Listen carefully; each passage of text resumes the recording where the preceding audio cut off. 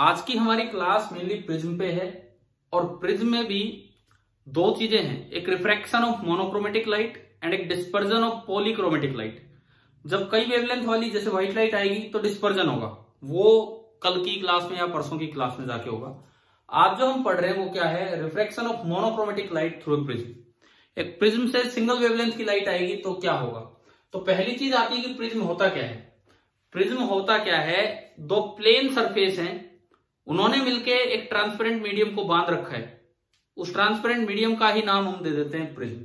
और इसमें जो एंगल बना होता है दो प्लेन सरफेसेस के बीच का, उसे बोलते हैं एंगल ऑफ प्रिज्म और एपेक्स एंगल ऑफ प्रिज्म।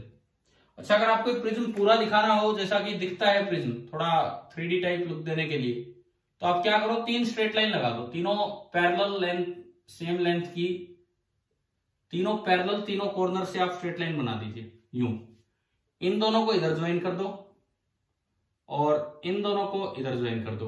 अब बताओ क्या ये फेसेस नजर आ रहे हैं कि जैसे ये फेस पीछे गया और ये फेस उधर गया? यस सर, है ना। तो ये प्रिज्म होता है, लेकिन वर्किंग डायग्राम के लिए हमें साइड वाले बनाने की जरूरत नहीं है। अब इधर से लाइट आएगी और बाहर निकलेगी और ये सिंगल कलर सिंगल वेवलेंथ है, तो कोई डिस्पर्जन वाला मैटर तो आज आना ही नहीं है कि भाई किस तरह से क्या होगा।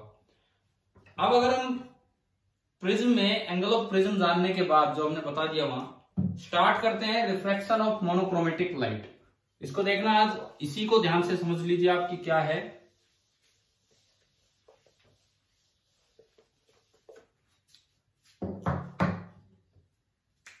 देखिए, सपोज ये मैं थोड़ा सा बड़ा डायग्राम बनाऊं कि ये प्रिज्म है और इसका जो रिफ्रैक्टिव इंडेक्स है,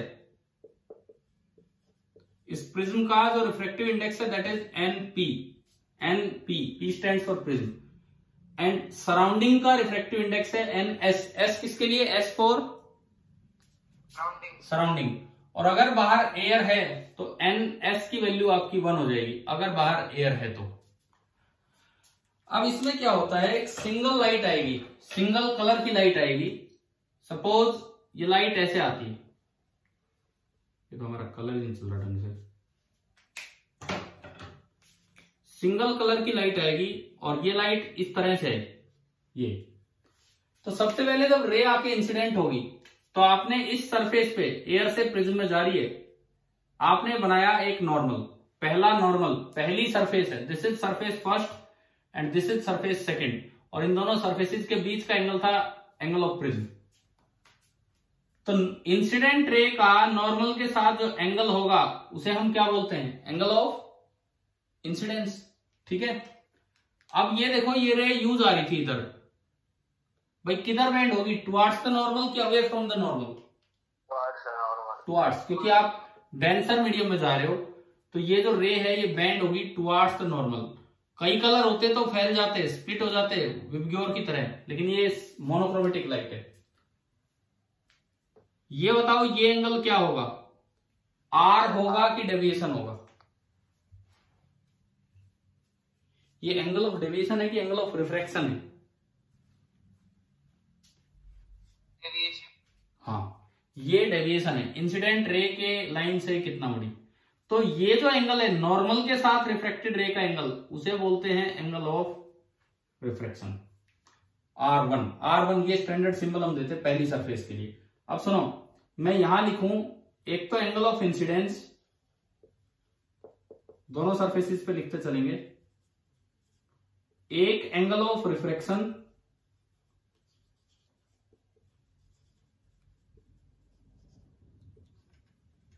एंड तीसरा आपका एंगल ऑफ डेविएशन।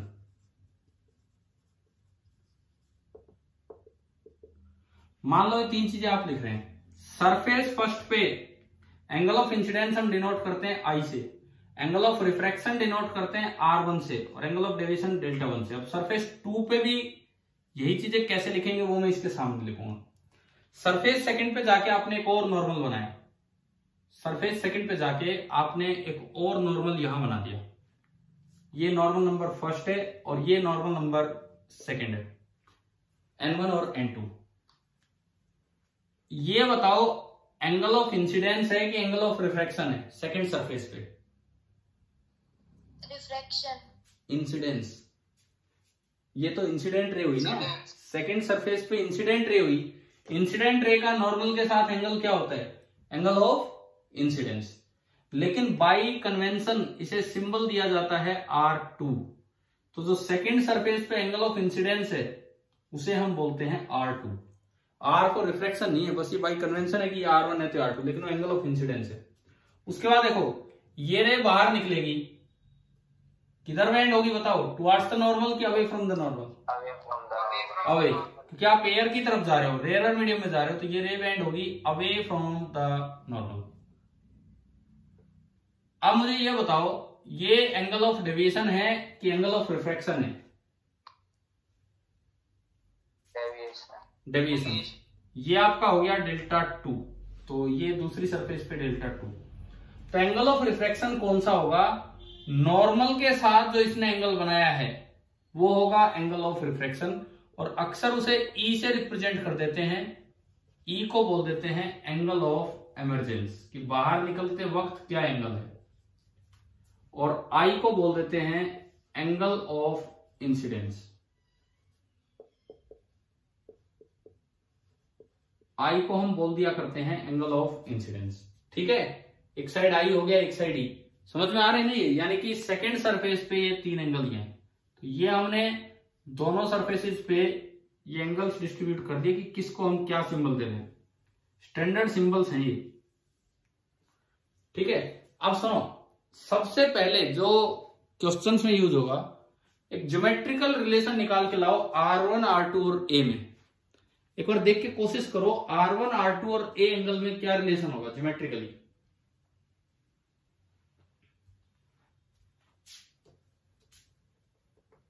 बताओ, तब तक मैं लिख रहा हूं ये।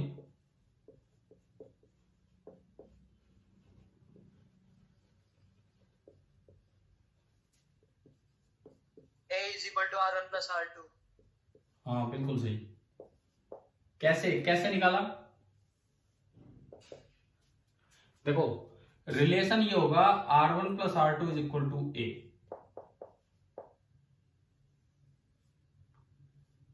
R1 plus R2 is equal to A कैसे निकलेगा मैं बता देता हूं, इन्होंने तो निकाल लिया होगा। यहाँ पे आप इस ट्राइंगल को देखो, सपोज ये एक ट्राइंगल है P Q R S, triangle नहीं सॉरी क्वाड्रिलेटरल, PQRS क्वाड्रिलेटरल को देखिए। ये नॉर्मल है तो ये पूरा एंगल 90, और ये भी नॉर्मल है तो ये पूरा 90। अपोजिट एंगल्स का सम 180 डिग्री थे। कौन सी क्वाड्रिलेटरल है? साइक्लिक है ना, ये साइक्लिक क्वाड्रिलेटरल है, तो दूसरे अपोजिट एंगल्स का सम भी 180 डिग्री होगा। जब ये A तो ये कितना बचा? 180 माइनस A। अब आप QSR ट्राइंगल पे चलो। QSR ट्राइंगल पे, एक ट्राइंगल के तीनों एंगल्स का सम कितना होता है? 180 डिग्री।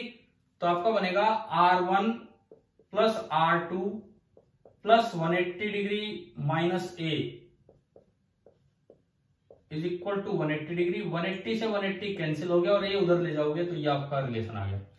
तो सबसे पहली बात, ट्राइंगल के अंदर ये ज्योमेट्रिकल रिलेशन याद हो जाएगा। प्रिज्म के अंदर की R1 और R2 इस सरफेस का तो एंगल ऑफ रिफ्रैक्शन और उस सरफेस का एंगल ऑफ इंसिडेंस, उनमें रिलेशन आपको समझ में आ गया होगा। अब ये क्लियर है ना यहां तक? ठीक है। उसके बाद देखो क्वेश्चन में अक्सर, बाकी तो घुमा फिरा के कुछ भी हो सकता है, ए दिया होता है angle of prism, refractive index of prism दिया होता है, सराउंडिंग एयर ही होती है अक्सर, तो 1 हो गया, और एंगल ऑफ इंसिडेंस दिया होता है। और आपसे पूछा जाता है कि एक तो ई मतलब फाइनल जब ये बाहर निकलेगी तब कितना एंगल होगा, और एक टोटल डेविएशन।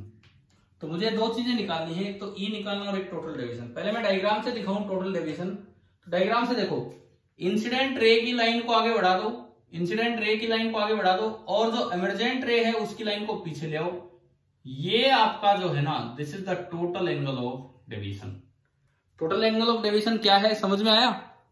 कि भाई ये रे इस लाइन पे जा रही थी और कितना बेंड होके जाएगी, तो ये आपका है टोटल एंगल ऑफ डेविएशन।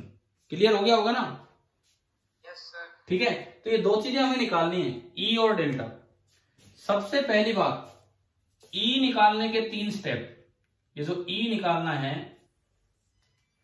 ई को कैलकुलेट करने के 3 step. Step number first, Snell's law at surface 1, मैं इस सरफेस को 1 बोल रहा हूं, उसको 2। स्नेल्स लॉ एट सरफेस 1, तो आप अगर स्नेल्स लॉ लगाएं सरफेस 1 पे, मैं मान लूं कि बाहर एयर है, नहीं होगा तो कुछ और होगा, तो एस दिया होगा, तो बाहर का रिफ्रैक्टिव इंडेक्स 1 इंटू बाहर का angle of incidence sine I बराबर अंदर का refractive index N prism into sine of R1। आप ये बताओ कि आपको फर्स्ट सरफेस पे स्नेल्स लॉ लगाना आ गया? Yes sir. ठीक है, और इस इक्वेशन से आप क्या करेंगे, फाइंड R1। सबसे पहला स्टेप आपने ये किया ई निकालने के लिए। उसके बाद स्टेप सेकंड, आगे बढ़ते चलो, use the relation R1 plus R2 equal to A, और यहां से आप निकाल लो R2, और R2 कितना आ गया, A माइनस R1। दूसरा स्टेप आया समझ में? देन लास्ट स्टेप, आखिरी तीसरा स्टेप आपका क्या होगा, again Snell's law at 2, Snell's law at 2 second surface, तो इधर का refractive index NP into sine R2 is equal to बाहर का 1 इंटू साइन E, और इससे आप निकाल लो E। तो I से E तक कैसे पहुंचना है 3 स्टेप्स में, क्या ये दिमाग में बैठ गया? क्या करना होगा? Yes sir. पहले स्नेल्स लॉ लगाओ, फिर A में से घटाओ R2 आ जाएगा, फिर स्नेल्स लॉ लगाओ E आ जाएगा। चलो E तो निकालना हो गया, अभी करेंगे क्वेश्चंस लेंगे इन पे, लेकिन अब बात आती है कि E तो निकल जाएगा, अभी डेविएशन कैसे निकालें, टोटल डेविएशन। तो देखो, हाँ ये डेल्टा 1 प्लस डेल्टा 2, ये बात भी सही कह रहे हैं। कैसे कह रहे हैं सुनो, ज्योमेट्री से भी कह सकते हैं, ये एंगल डेल्टा 2 तो ये भी डेल्टा 2, वर्टिकली अपोजिट एंगल, दिख गए? Yes sir. ठीक है, ये तो हो गया वर्टिकली अपोजिट एंगल। और फिर देखो इस ऊपर वाली एक ऑब्ट्यूज ट्रायंगल में बाहर exterior angle is equal to sum of 2 interior opposite angles, तो क्या डेल्टा बराबर डेल्टा 1 प्लस डेल्टा 2 बन गया कि नहीं?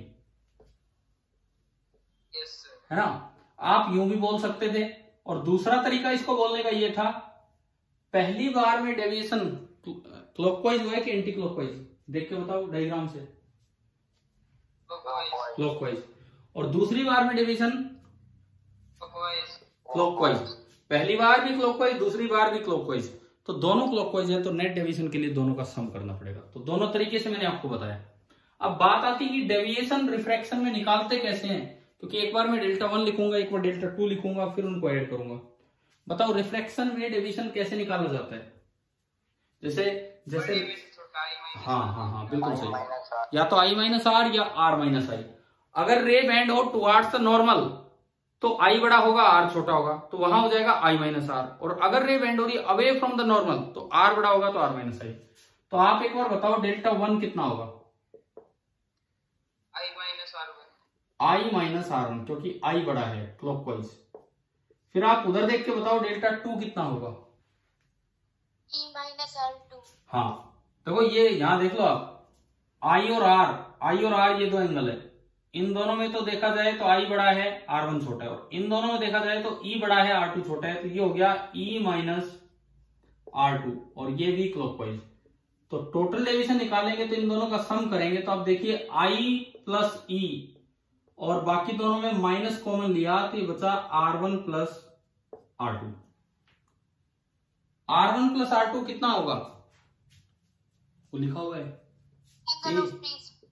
तो ये मेरे पास एक फॉर्मूला आ गया I plus E minus A। यानी कि अगर मुझे डेविएशन निकालना हो तो एक चौथा स्टेप और बन जाएगा। पहले स्टेप में आपने I से R1 निकाला, दूसरे स्टेप में A में से घटा के R2 निकाला, तीसरे स्टेप में स्नेल्स लॉ से फिर E निकाला, और डेविएशन निकालना हो E आ चुका, तो चौथा स्टेप क्या होगा, deviation is equal to I plus E minus A। एक बार बताएं क्या ये समझ में आया कि नहीं आया, कि कैसे ये 4 स्टेप है आपके? Yes sir. ठीक है, अब एक क्वेश्चन दूं आपको इस पे करने के लिए। Yes sir.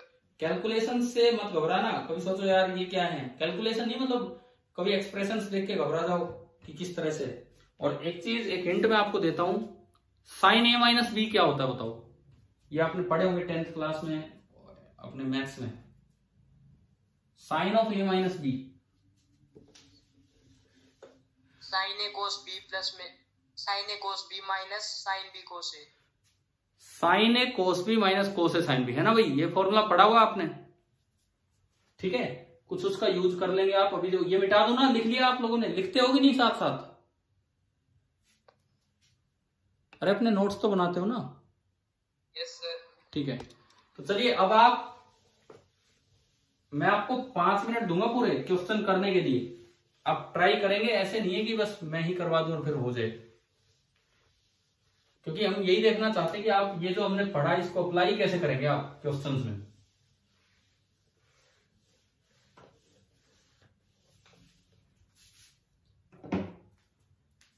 सवाल ये है कि आपको एक प्रिज्म दिया गया है और जिसका एपेक्स एंगल है 60 डिग्री।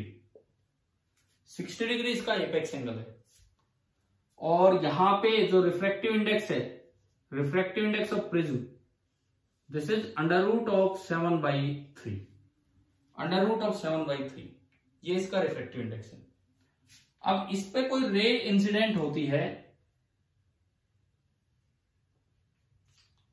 नॉर्मल के साथ, ये उसका आई है, लेकिन ये दिया गया है कि जो आफ्टर रिफ्रैक्शन जो रे बाहर निकलती है वो इस सरफेस के बिल्कुल पैरेलल निकल रही है। ये हमें दिखा रखा है, समझ में आया? डायग्राम में दिखाया क्या है कि आफ्टर रिफ्रैक्शन, आफ्टर इमरजेंस, ये रे बिल्कुल इसके पैरेलल निकलेगी आउटर सरफेस के। तो आपको निकालना है फाइंड फर्स्ट पार्ट आई, सेकेंड पार्ट डिवीजन। ये आपका सवाल है। एक तो आई निकालो और एक डिवीजन निकालो। और हिंट के रूप में आपको ये फॉर्मूला मैं लिख भी देता हूं कि sine of A minus B, it is sine A cos B minus cos A sine B, अगर जरूरत पड़े तो। ये देखो, एक बार मैं 2 मिनट आपसे डिस्कस करूं फिर आप करेंगे। आई तो निकालना है, हम तो अभी सोच रहे थे 3 स्टेप आई से शुरू कर दे, लेकिन आई तो निकालना है। तो कौन सा एंगल दिया है इस सवाल में?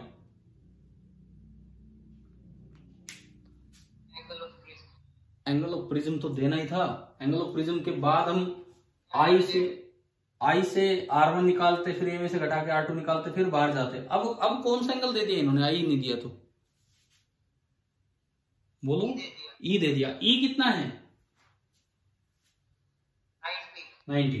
देखो, ये क्वेश्चन में नहीं दिखा रखा, आपको खुद सोचना है कि नॉर्मल जो यहां बनेगा, जब रे बिल्कुल सरफेस के पैरेलल निकल रही है तो नॉर्मल के साथ उसका एंगल 90 डिग्री है। यानी कि इस क्वेश्चन की शुरुआत जब आप करेंगे, n सराउंडिंग 1 मानो, कुछ नहीं दिया तो n प्रिज्म √7/3 मानो, और apex angle of prism 60 degree, और I की बजाय E दे दिया 90 डिग्री। तो क्या उन 3 स्टेप्स को आप उल्टा कर देंगे? पहले E से निकालेंगे R2, फिर A में से घटा के R1, और फिर R1 से I, और फिर last step deviation I + E - A। भाई करो, आप चाहे 5 मिनट लो, लेकिन आप इसको ट्राई कीजिए ढंग से, क्योंकि मैं तो अभी करवा ही दूंगा, लेकिन आप कीजिए पहले कि कैसे करेंगे।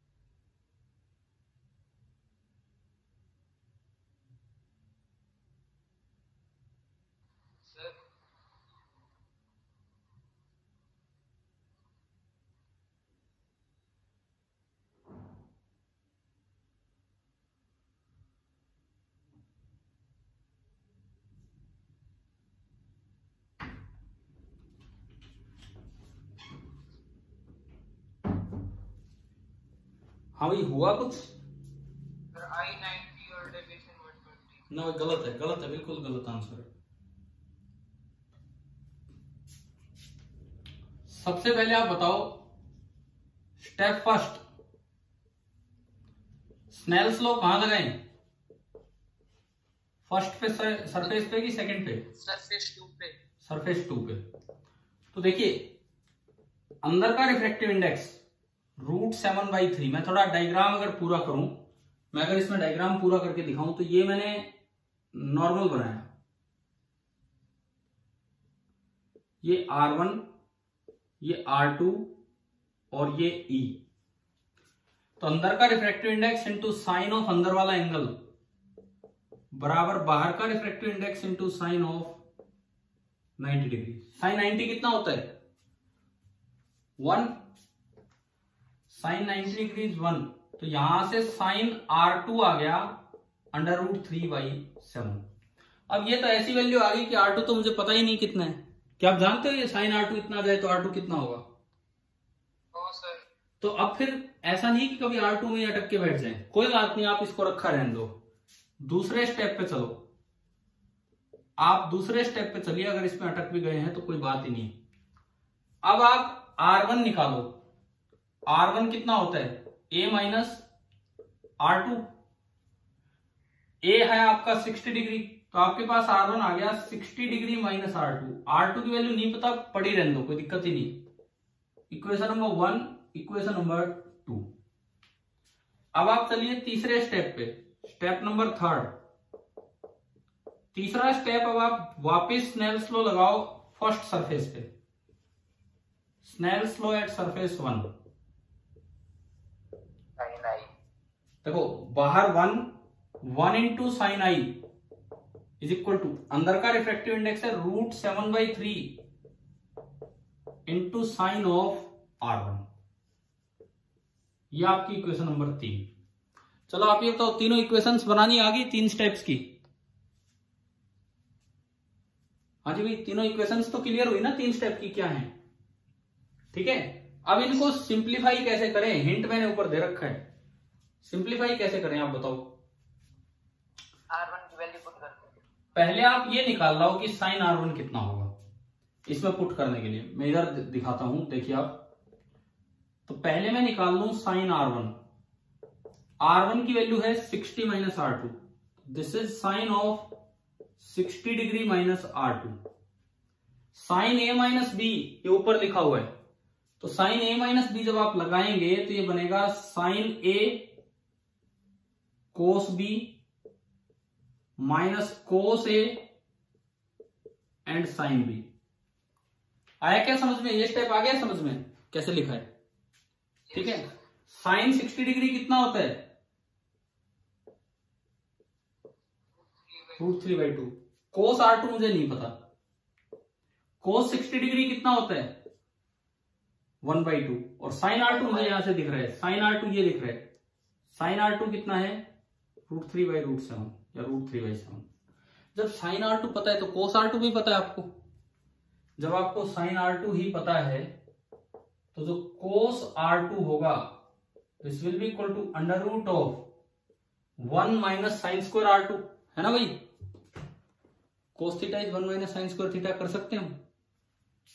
तो 1 माइनस साइन का स्क्वायर करोगे तो ये हो गया 3/7।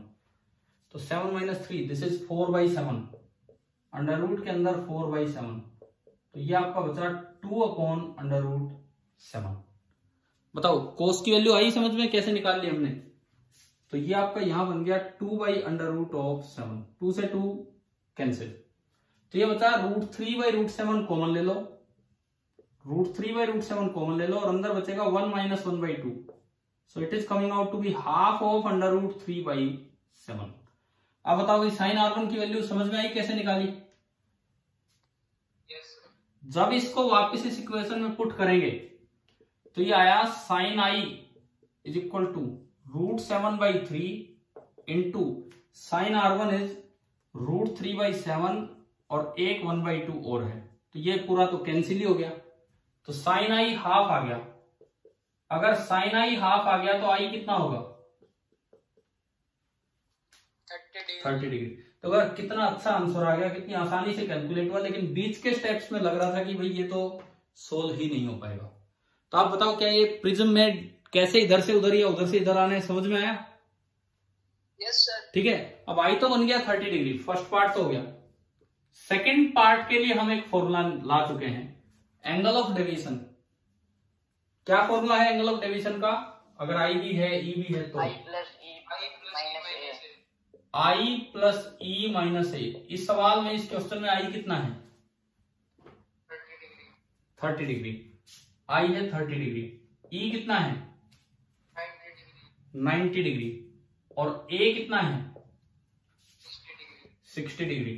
तो 120 माइनस 60, यानी कि आपके पास एंगल ऑफ डेविएशन भी आ गया, और वो कितना आ गया? 60 डिग्री। तो ये तो प्रिज्म से रिफ्लेक्शन। अब देखो मैंने पढ़ाया जब तो इधर से उधर जा रहे थे, क्वेश्चन में आपको उल्टा लेके आए, तो अब समझ गए हो ना दोनों केस कैसे हो सकते हैं। ठीक है, यस सर। अब इसमें एक बात करते हैं कि ये जो टोटल एंगल ऑफ डेविएशन है, ये रे जैसे यूं जा रही है और ये रे ऐसे बनी, तो ये total of angle of deviation है। ये मैक्सिमम की तरफ है या मिनिमम की तरफ है? इस केस में, इस केस में डेविएशन ज्यादा है कि कम है? कम है। ये मैं आपको समझाता हूं, ये मिटा दो, ये आ गया समझ में क्वेश्चन।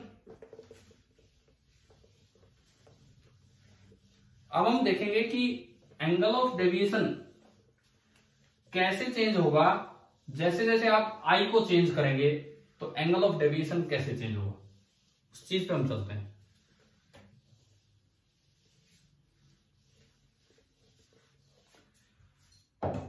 हम इसमें सीख रहे हैं कि वेरिएशन ऑफ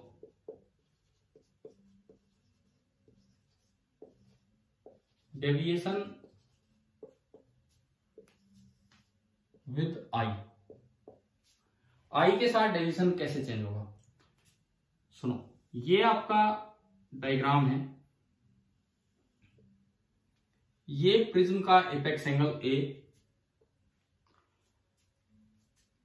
आई की मैक्सिमम वैल्यू कितनी हो सकती है भाई? इन जनरल जो आई हुआ करता था, आई की वैल्यू बिलोंग्स टू होता है, आई की वैल्यू हुआ करती है 0 से लेके कहां तक? पढ़ा है ना हमने पीछे भी, आई चेंज हो सकता है 0 से लेके और 90 डिग्री तक।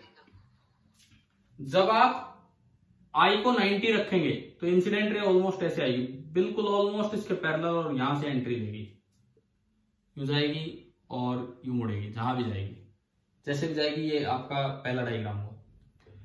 अब जैसे जैसे आप आई को कम करेंगे, ई लगातार बढ़ता चलेगा, ये बात आप याद रखना। ये दो नॉर्मल है, आप इसे यूं मानो जैसे ये एक हैंडल है और ये उधर एक पाइप है, यूं मानो, ये दिमाग में इमेज बनाओ, ये एक हैंडल है, ये एक पाइप है। आप इस हैंडल को जितना इधर करेंगे पाइप उतना ही नीचे आएगा। तो आई की मैक्सिमम वैल्यू तो 90 है, लेकिन आई की मिनिमम 0 तक नहीं पहुंच पाती है। आई मिनिमम वही है जब ये ई चेंज होते होते यहां तक हो जाए, ई 90 हो जाए, क्योंकि इसके बाद आपने और कम कर दिया तो रे का TIR होके वो अंदर ही रह जाएगी, फिर वो हमारे काम की नहीं है भाई। जब इधर से उधर रे जा रही है, इधर से उधर, तो रेयर टू डेंसर जा रही है कि डेंसर टू रेयर? इधर से उधर निकलेगी तब डेंसर टू रेयर, तो उसमें चांसेस है कि TIR हो। तो जो अभी मैंने क्वेश्चन करवाया वो एक्सट्रीम केस था।